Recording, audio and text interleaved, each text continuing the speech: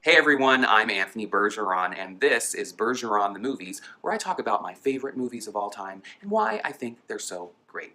However, in order to do this, I have to include some spoilers. So, if you haven't seen the movie that I'm talking about and want to watch it without any preconceived notions, then stop watching this until you have seen the movie. If you like these videos, be sure to subscribe to my YouTube channel. You can also find me on Facebook, Instagram, and Twitter. With all of that out of the way, let's get into this week's episode where I'll be talking about one of my top five favorite movies of all time, American Beauty.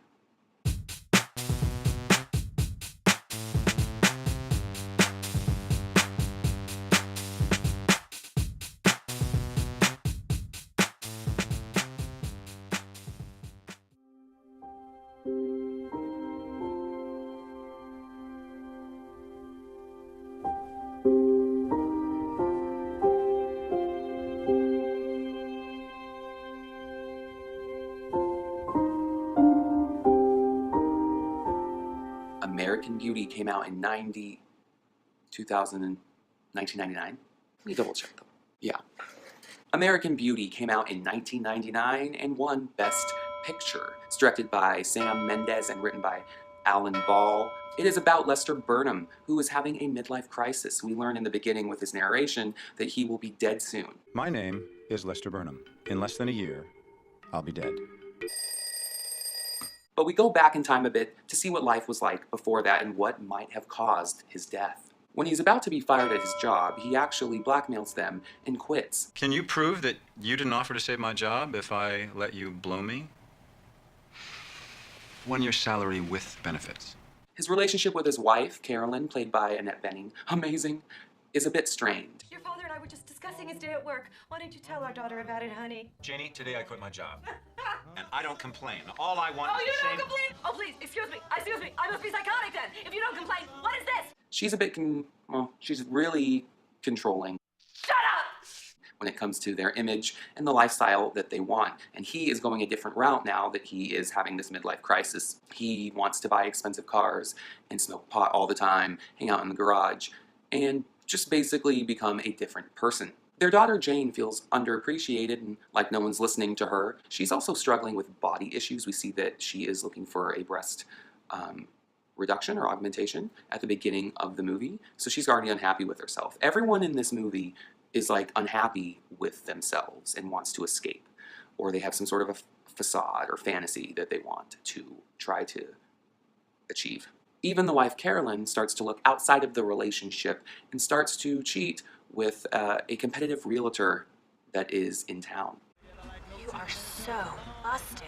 You know, this really doesn't concern you. When Lester does try to have some sort of sexual relationship with his wife instead of fantasizing about his daughter's teenage best friend, which he does do, which is a very awkward part of this movie, especially considering some of the stuff that Kevin Spacey has later been, we now know, accused of, which I can talk about that at the end of this video. Still one of my favorite movies of all time, but we'll get to it. It's small, stupid, materialistic things that actually end up causing a lot of arguments between Carolyn and Lester. Lester, you're gonna spill beer on the couch. So you can kind of see why he is so frustrated and unhappy in his life, although it looks so pretty on the outside.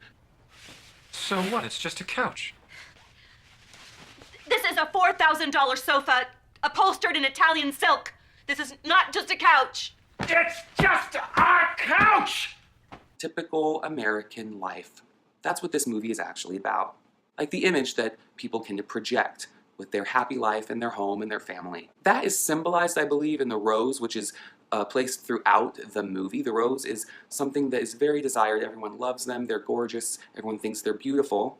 But they're also very commonplace and unimaginative, really. There is a neighbor boy named Ricky Fitz who starts to pay attention or have a strange fascination with Jane, their daughter, and he films things with his home video camera all the time in a very creepy way, but it is still kind of hot. Is that weird? Is that weird? That he's kind of hot? I think it's hot. Well, he likes weird things, but he's hot. Ricky Fitz, by the way, is a character that I wish I would have been able to play. But I was like really young when this movie came out. How old was I? Like 12? All I know is I remember seeing it and it stuck with me. I actually saw it when it came out as a young boy, and it stuck with me. I remember the next day just thinking about American Beauty and how I actually liked it. We find out that Ricky Fitz, the neighbor boy, is actually being physically abused by his militant father, who actually has like Nazi memorabilia in his house and guns. He's a very white, supremacist, scary guy who also says very homophobic things in the beginning of the movie, which we will realize is a lot more crucial to the storyline than just some throwaway homophobic line. How come these faggots always have to rub it in your face? I don't feel that's anything to be ashamed of. Well, it is. There are no such things as throwaway homophobic lines. Sorry. But even though his father is so harsh and even beats him for fear his own son will be gay, Ricky is very gentle. There's a scene where he is talking to Jane and showing her one of his home movies where he is filming a plastic bag. This is actually one of the most iconic scenes in the movie. What I think is so powerful about this moment is how he is finding beauty in what we would call trash, what normal people would call trash. And in comparison to the rose, which is all over this movie and so desired, it will die. It's a flower, it will die soon. Everything dies is kind of, there's also that kind of theme in there as well. As the movie goes on, we start to wonder who might be the one that kills Lester, because we know he's going to die. And Carolyn has just bought a gun. His daughter is unhappy with him. We see a home video where Ricky and his daughter Jane make a joke about possibly killing Lester. Someone really should just put him out of his misery. Want me to kill him for you? Yeah. Would you?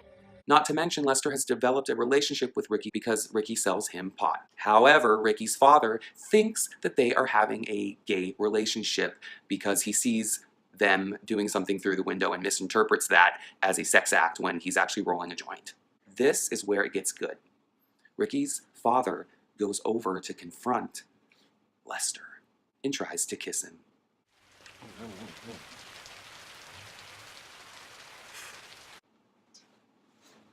I mean, are we surprised though? I mean, really? Anyway, Jane and Angela, her best friend, get in an argument upstairs in the bedroom.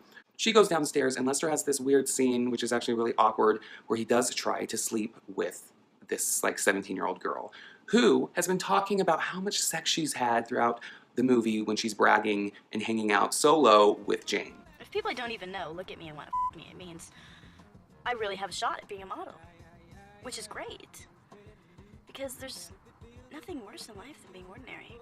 We then find out that she's actually still a virgin, and it's a little late, to be honest, but Lester realizes he's doing something wrong and stops himself, and he sends her on her way home. Great. Or actually, she just goes to the bathroom or something and I've got to washes go to up. the bathroom. I'm great. And then Lester sits down at the dining table, and we see a gun placed upon his head. And he, at this moment, has had some sort of epiphany about how much he actually does love his life and his wife and his house. Although he's been so kind of hateful towards them throughout the movie, he's actually very grateful instead of hateful. That's when the gun goes off and we see blood hit the wall. And then the movie does something really smart where we see each person at the time of the gun going off and where they are. And none of the people you would expect to have pulled the trigger are in the kitchen with the gun. Ricky's father with blood all over his shirt, and he is freaking out, and he was so scared that he would be found out for being gay that he shot Lester. So there are so many layers to this movie. It is beautiful, it is bittersweet, it says so much about American life and perceived beauty and what is desired versus what really should be desired, and midlife crisis and homophobia, toxic masculinity. This movie says so much about American life. Have you seen American Beauty? If you have, comment in the comment section below. I'd love to hear what you think. It is such a great movie. I love it so much. I really could keep talking about it forever.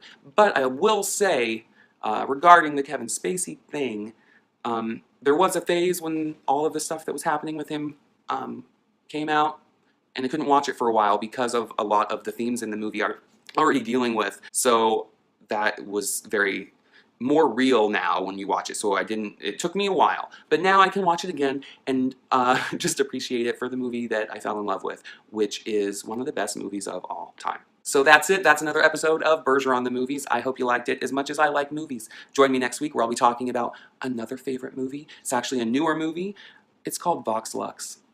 Until then.